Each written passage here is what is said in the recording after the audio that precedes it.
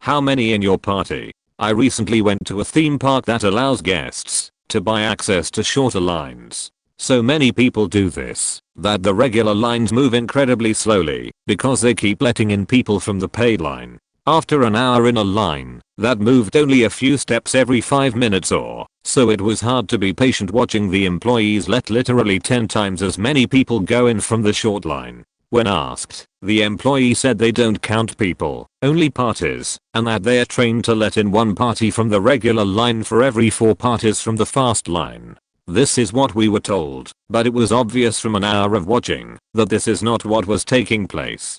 Counting 60 people being let in from the paid line at once, it was easy to see they were letting in more than 4 parties at a time. Well, why can't I just say my party is 100 people then? So we started making friends with the people in line behind us and grew our party to about 20 people. When the guy asked how many in our party, he was a little confused, and I'm not sure he believed us, but he let us all in together. It was only a minor victory, but we saved a few people an extra 15 minutes in line, and it felt good sticking it to the mouse. And now on to the comments. Lightning lanes are such a trap. For people on their once in a lifetime vacation, they are going to spend that extra money because after all the other money they've spent just getting there and in the door, they have the pressure to make sure it's worthwhile for their family. It's going to bring in a lot of revenue for Disney because those people are made to feel like they don't have any other choice or else be the bad guy to their kids. This is the problem I have at big parks. I've only been to Disney World once in my entire lifetime. I'm 35 now, and we absolutely use the fast passes as much as we could to do as much as we could. If you're already dropping $5,000 to fly your family in for a week, you might as well pay the extra for a fast pass too. Disney theme parks are wild anyways. The only reason why they initially raised prices was because they couldn't limit entrants over much. When they first did this, parents from Florida organized an cool TV cruise and put their crying kids in front of the cameras. It was they let foreigners into Disney World, but we can't go in. Now our kids are crying.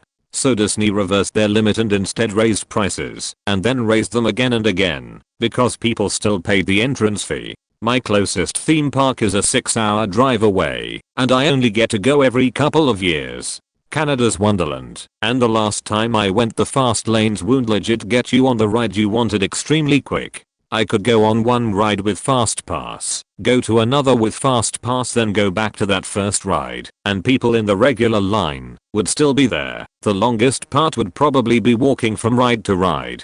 So for people doing a once or every few years trip, a fast pass is probably worth it. For a local I'd say it's probably not worth it, or maybe buy one of those season fast passes. If someone goes to the theme park all summer they probably have the cash for a season fast pass. I've not been to a theme park in about 10 years, this is in the UK, and when I went last they just sort of introduced this idea of paying more, so you could get through lines quicker. I remember seeing it and thinking, what if every single person who comes to the park today buys one of these tickets? Instead of paying £20 for a ticket you pay £30 and nothing changes.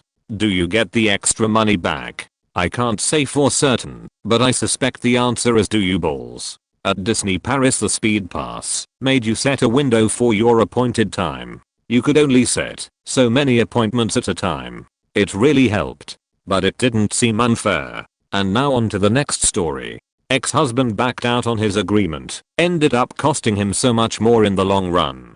TL, doctor at the end, I'm not sure if this belongs here or not. Please let me know. My ex-husband and I had a great divorce. Even though he cheated on me after 12 years and 2 kids under 4, I really wanted to do things differently than my parents did during their divorce. I never said anything negative about him and tried very hard to defend him. When the kids got upset with him, I extended invitations to the woman he left me for, so she would not feel uncomfortable with me, and we became friends. She was basically their stepmom, so why not include her on everything? On holidays, we all had one big dinner, he and her and me and my BF. This made everyone comfortable and the kids never had to choose one side or the other as we were all on the same page. It was such a great relationship that when I had back surgery, I recovered at his house and she cooked for me. He and I were coaches for the kids' basketball and baseball teams, and I helped at their wedding 13 years later.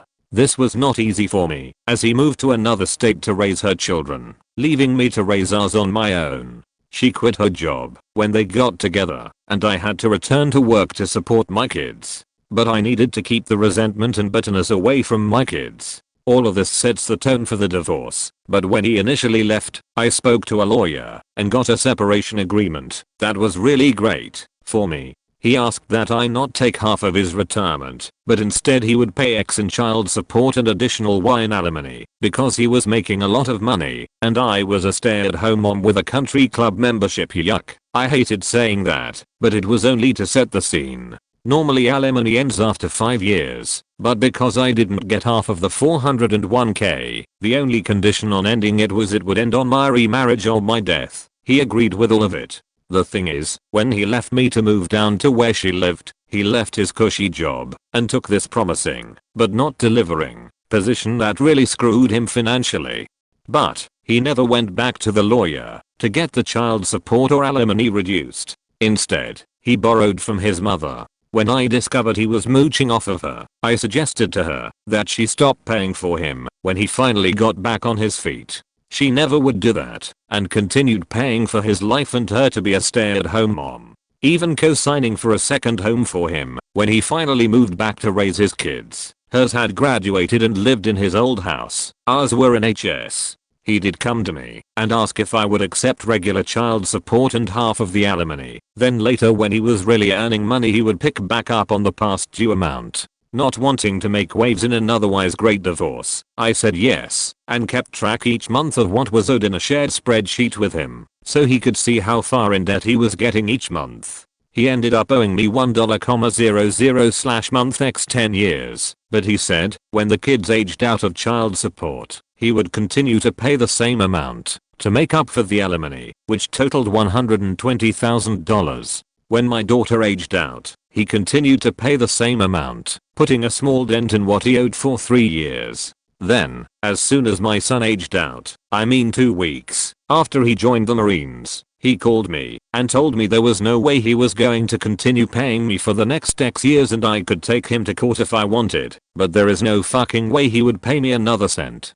This completely blew my mind as we had such a fantastic relationship and it came out of nowhere. I was completely freaked out, but I took his advice. I contacted an attorney. I sent all his calls to voicemail per my attorney's advice and I took him to court. The best thing was, prior to the hearing, my attorney put a lien on both homes he had, so he could not change ownership to his mom or wife prior to the court hearing. I still have the phone call recording when he realized this and the horrible names he called me for doing that. Since I had kept such immaculate records from that day he changed payments and he was aware of his debt rising each month. It was a slam dunk for my attorney. Instead of making small payments for a few years, he had 30 days to pay me $120,000 in full. Unfortunately, the kids now have to choose which parent they visit on holidays, but that was not my fault. I was willing to continue as is and not put any strain on the family relationship.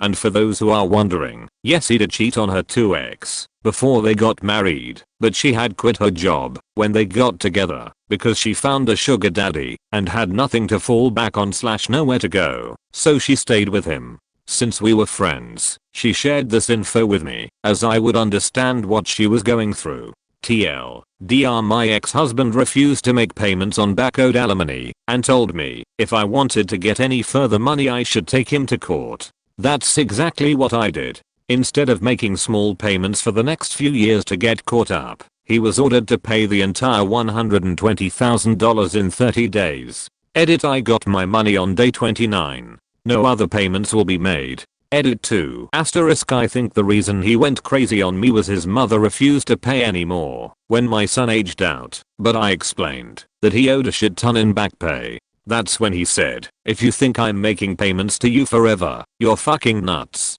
She had been paying his child support for 10 years because he never went back to a great paying job, even though he could have. Yes, I went to work after separation and have a great career. but my income was still 1/4 of his when we were together because we moved every 3 years for his career. He wanted me to stay at home when the kids were born. Thanks for the awards and for the nasty DMs. I'm okay with you calling me horrible names because you don't matter to me at all. And now on to the comments. I've never understood people who think they can get out of court mandated payments/agreements. Like, what goes through their head? Yeah, a judge said this had to happen, and I agreed, but now I'm going to change my mind. What could go wrong? People who have never heard the word no before and that it means something. I meet adults like that all the time. It's shocking, really. But some people make it to adulthood without ever hearing someone say no, and then stick to it. On a similar note, my dad always said, you can always tell when you're talking to someone who has never been smacked in the teeth for saying something they shouldn't. I never got it as a kid, but now as an adult in retail I understand completely. I believe there are two very important experiences that can build character, usually in your early 20s, when you're just starting adult life. First one is having a stranger put you in your place. Second one is having someone you look up to professionally, as a friend or mentor, give you a verbal smack in the teeth, but from a place of caring. A lot of the time it's just due to lack of life experience and arrogance of youth, but having someone that isn't your mom or dad tell you, in so many words, that you are fucking up and need to get it together can definitely mold you in the right way, because you realize you don't want to lose this person's respect and just be seen as the dumb kid. Not everyone needs this, but a lot of people do. Unfortunately some people that do need it never get it and it shows. My dad tried to sue my mom twice after the divorce even after the system who controls that stuff had made the arrangement on what should be paid. His own lawyer ended up quitting because he had no case. My mom won both times of course. My dad had court-ordered child support. We never saw a dime of it. He disappeared and moved to New Hampshire, remarried, had 2 kids, and became a successful real estate agent. So he got out of it. Narcissists. They literally can't fathom losing, or people thinking they're wrong. I used to be a paralegal for legal aid in Kansas, and, believe me, divorcees got away with it all the time by simply moving to a different state. Also, divorcees are not allowed to withhold children from spending time with the other parent. Because of this, for example, 2 people could get divorced in Kansas City, Kansas, and then one divorcee could move to Independence, Missouri, about 30 minutes away. It would be next to impossible to force the divorcee to pay child support, but he/she could still visit on the weekends and spend time with the kids. Some lawmakers have tried to fix this issue by making it so children could sue for missed child support when they turn 18 years old, with no statute of limitations. Obviously, this is a ridiculous solution, better than nothing, but it's still ridiculous. That's it for today.